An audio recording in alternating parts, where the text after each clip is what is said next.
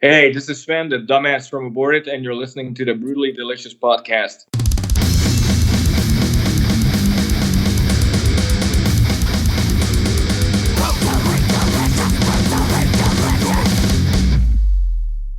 Hey, you're listening to the Brutally Delicious podcast. I am Bruce. And I'm Chris.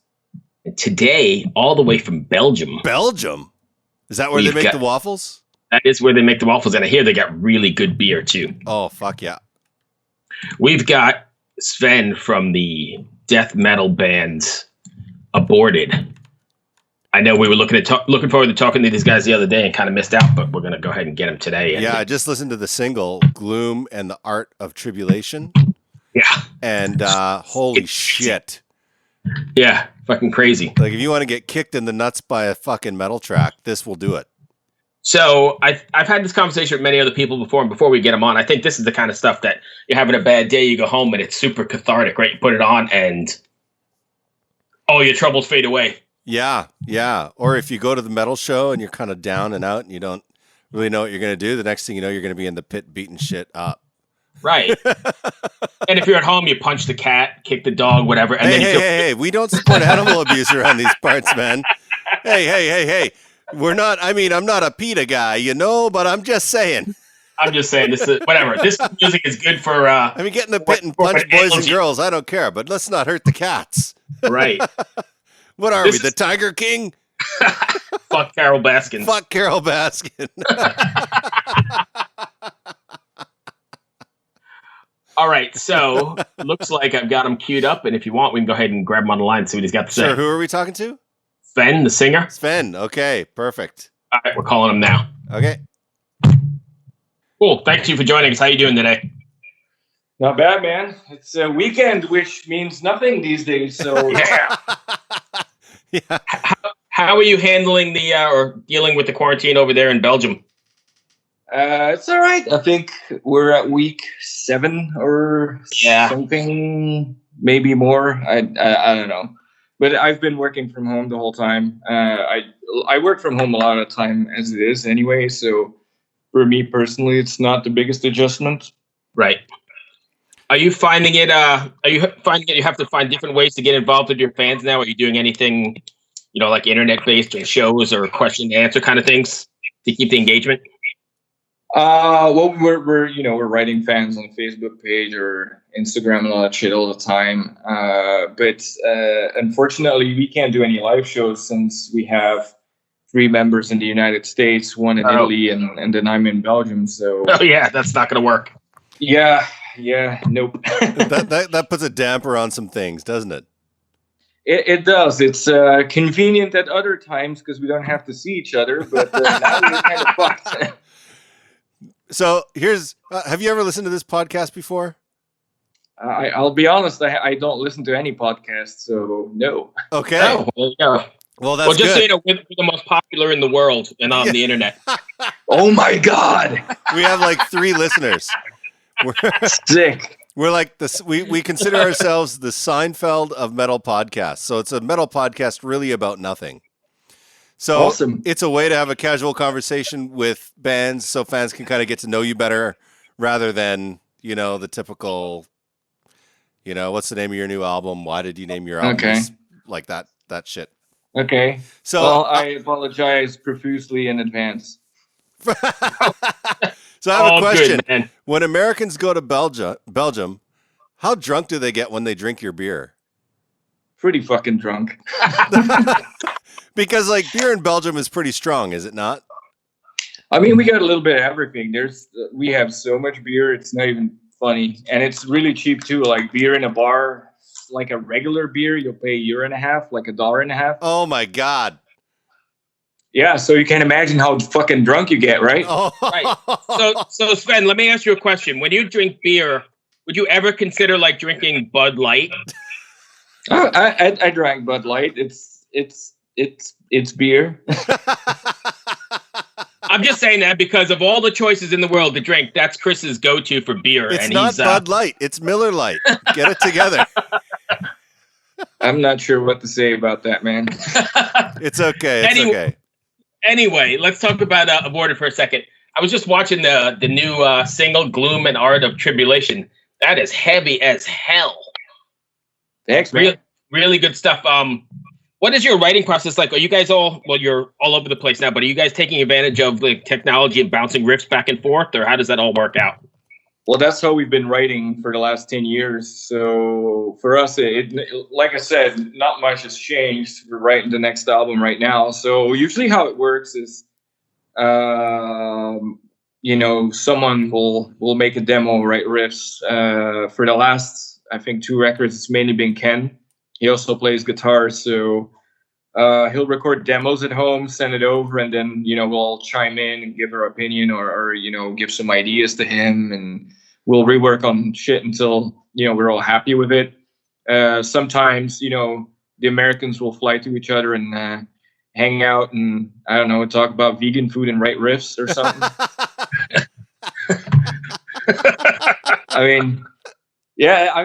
It's cool. They work together a lot more because for them it's a lot less expensive for them to hang out. Like last time when we did Terrorvision, I think Ken flew out to Ian's for a week and they'd be working on songs all day, every day for a week straight. So you get a lot of output from that, which is very productive and cool. And then before we record, usually we all get together, we play the songs as a band, and sometimes we don't even, we just record them, and then when we go on tour, it's the first time we actually play the songs together, which sometimes is very interesting. When you're writing these songs, they're like very, I don't know what their word is, grotesque and very horror themed kind of stuff, blood drenched. Is there a message though at the bottom of it all that you want your fans to take away from after listening to an Aborted record? Oh yeah, usually there is, but I don't like preaching. So it's like there is something in there, and then I just throw the Aborted sauce over it, so it just seems like a brutal death metal song. But a lot of times there's actually a message in there. The concept of Terrorvision, for example, was threefold. Now I need to remember what the fuck that record was about. It was mainly about manipulation on various levels of media or politics or religion, those kind of things. Well, the new EP has a lot to do with going through depression and dealing with mental illness issues. Gotcha. It got serious all of a sudden, didn't it? No, it's cool. Serious is good. We've mental health is a really important issue, and I think metal kind of reaches out to a lot of people that sometimes suffer that way because it gives them an outlet that's kind of not normal, if that makes any sense. Do you find that when you're meeting people, do you find a lot of fans come up to you and say, this record really helped me get through this time, or? It happens sometimes, not too much, to be honest, which I mean in itself is a positive thing. So because that makes me think that people are dealing okay. Not that I think our records are tools of self-help.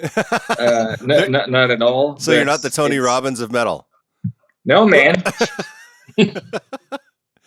Yeah.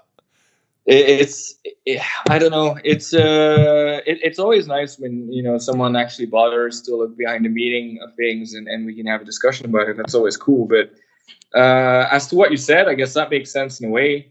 And it's definitely an important issue which often gets disregarded in society in general. And I think with this whole corona and isolation that's going on, that there's going to be a lot more of that coming to surface now. Sure. I absolutely agree. You can actually like, if you go on social media and you read people's posts, you can see it slowly.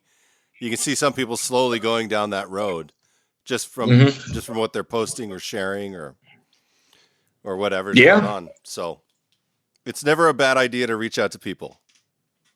Yeah, absolutely. I mean, honestly, I don't go on social media much anymore because all you see is Trump, and I don't give a fuck. I'm not from the States. So. Right.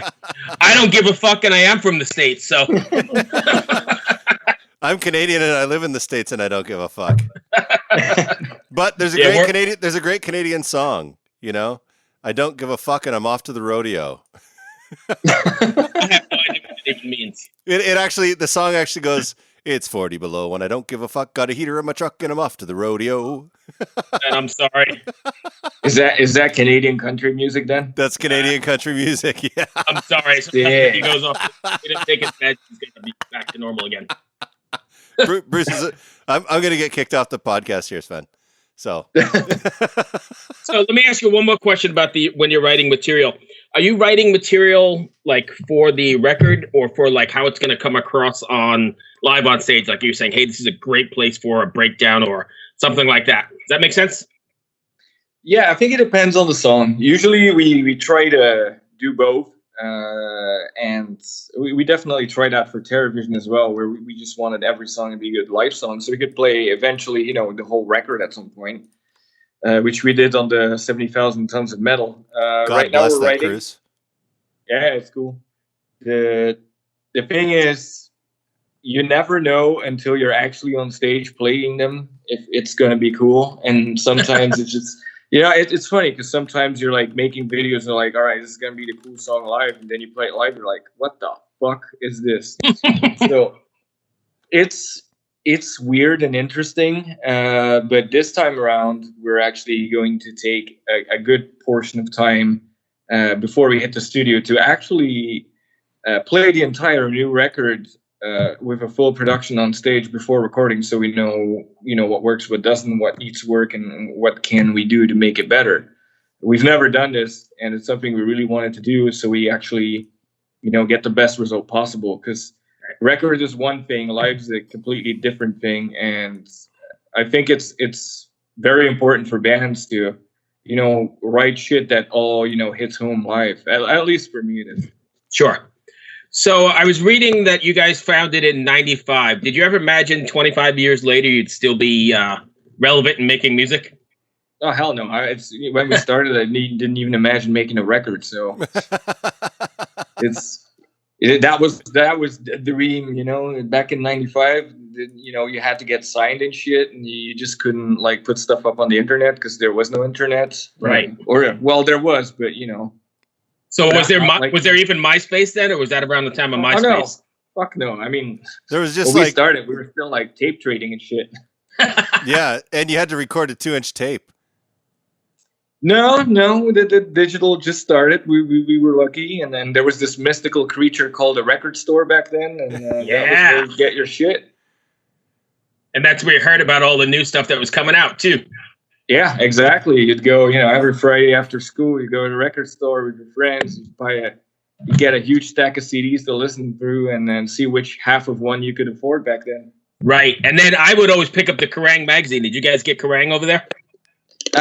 We didn't, but we have something called Artschok, which was the. Oh yeah, I remember that. Yeah. Yeah. We have that one, and basically, at least back then, you reviews had a lot more importance too, because you don't always get the chance to listen through everything. So that's where you'd still like really pay attention to a review if you're gonna bother checking out a record or not.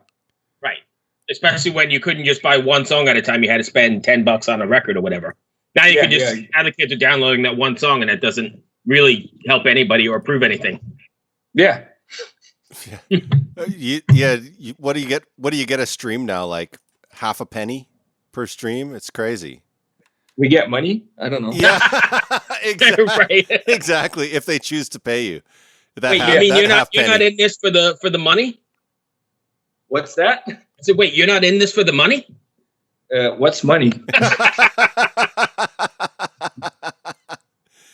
Okay. No, I think we do okay, at least to make us pay the bills when we go on tour.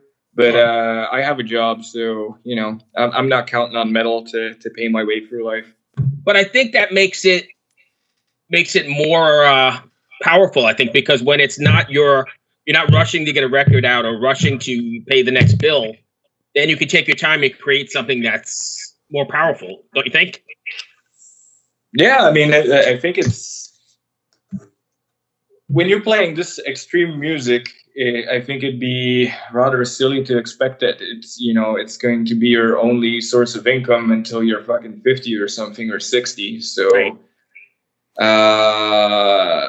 I mean, that's just how I see it. Of course, I may be wrong because I'm a dumb fuck doing vocals in a death metal band. But next to that, I think I just look at it as something that I really love doing, and I love this music. I love playing it live. It's a big part of my life, and I wouldn't want my life without it. So it's more about passion and just doing what you like. And honestly, we've done the thing once where we were forced to put out a record to be on a certain tour, and I hated that shit. So we just want to do shit that we enjoy and have fun with each other because we're good friends, and put out music that we like and play shows. That's it.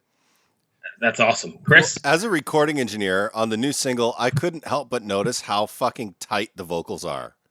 Like, I don't know how you pulled that off, because I've never heard vocals that tight on this kind of metal before. How did you achieve that? Rhythm? I don't know. Rhythm. Because that type of vocal you can't tune. So it's obviously you're not tuning it, but it's just so tight, and there's so much texture to it. Did you like triple it, quadruple it, different layers? No, everything's doubled, or at least most of the parts are. Some of them aren't. It's just one voice. But I usually double everything, and we use compression. But that's literally usually the only thing that's on there. Wow. Well, kudos to you, sir.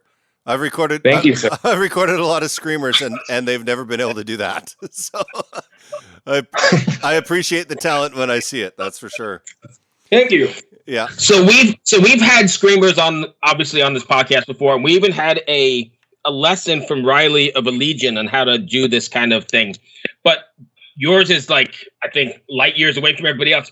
Are you tearing up your voice at the end of the day, or how long did it take you to figure that kind of process out? I think it depends. I mean, obviously, if I'm going to be screaming for 5 hours a day for 5 days straight, yes, after 5 days, I'm done. Right. So there needs to be some breaks in there, especially if you're doing it for that many hours a day. I used to, like the old records, I would do the entire record in 1 or 2 days.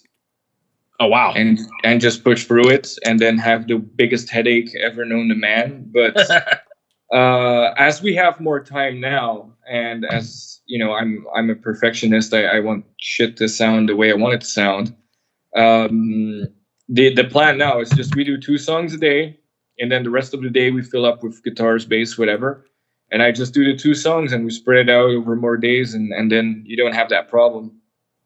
So what is it like being on tour then? Do you have a certain ritual to keep that voice from going out because you're back to back to back, or how does that work out? Yeah, I mean, doing 1 hour sets, it's not too bad. Okay. It's not like I said, recording for 5 hours or more, that's where you really get fucked. Gotcha. Touring is another beast because it's very physical on many aspects, but what works for me is I just need to make sure I get enough sleep and I drink enough water. Okay. Cool. So you guys just finished 70,000 Tons of Metal, which might be the only heavy metal festival in 2020. True. So you're not wrong. I know. So how does it feel knowing that you might have played one of the only heavy metal festivals of 2020? Honestly, I think there will be some. I hope so. More the smaller ones, probably. They're talking about maybe letting some happen towards the end of the year, like in the fall. Okay. If that'll happen, I don't know. It's very hard to predict now what's going to happen, since it depends if they start reopening shit. If more people get sick again, they might close it down again. I don't know. So I don't want to speculate, but all I know is that this last 70,000 Tons of Metal was awesome, because the first I was there, and it was fantastic. Yeah, it was great. I actually got to enjoy it for once, because the first time we were there, I had a super nasty cold, and I spent the entire cruise on my bed. So, man, Yep. That sucks. But last time was fantastic, so I'm happy. How do you find it being on the boat, being surrounded by so many fans all the time? I mean, it's I don't know, not any different than anything. We usually always hang out with people at shows, so I don't care. I don't think there should be too much of a division between bands and fans. I mean, we're all just fucking people listening to brutal metal, so yeah, that's a great attitude. I like that. Okay, I have one unserious question about the cruise. What was your bar tab? It wasn't too bad, actually. I think it was about 200. Oh, wow. Yeah. Holy shit. Every time I go on that boat, I walk out and I'm like, oh my God. How am I even alive right now? The last time I went, my bar tab was $700. Wow. I know people that had way worse. I know people that do like $2,000. Oh my God. Yeah, but I think it helps that we get like $50 from the boats as an artist, and then fans buy you drinks. So that's always cool. There you go. That's awesome. What was that Living one on year? Charity, yes. What was that one year? Was it 2016 where what's the name of that folk metal band? And they came out and they brought all their folk gear out and they started playing like folk songs for drinks. Oh yeah, on the pool deck. Yeah. Saltatio Mortis, I think it was. Yeah, Saltatio Mortis, that's it, yeah. They were like, we need beer. And they brought all their instruments out and they started playing at the bar on the pool deck. That's sick. That was pretty funny. And they got drunk, though. Trust me, there was shots flying at them left, right, and center. I got to remember that for next time. Out on the pool deck just jamming away. Yeah. Yeah, there we go. Yeah. Anyway, Chris, you got anything else? I don't, man. Thank you so much for joining us today. It's a real pleasure to talk to you, and the new record sounds amazing. Thank you so much, man. Hello out there. Yes, hello out there, everyone. I'm Hal Schwartz. And I'm Flynn McLean. Together we host None But the Brave, a podcast dedicated to the music and career of Bruce Springsteen. Bruce and E Street Band are on tour right now for the first time in 6 years, and we're taking a detailed look at what's happening on stage in our bi-weekly episodes. We've also been recently joined by some very exciting guests, including rock journalist Warren Zanes and Stephen Hayden, Backstreet's Magazine founder Charles Cross, and Barstool's Kirk Minahan. If you're a diehard Springsteen fan, this is the show for you.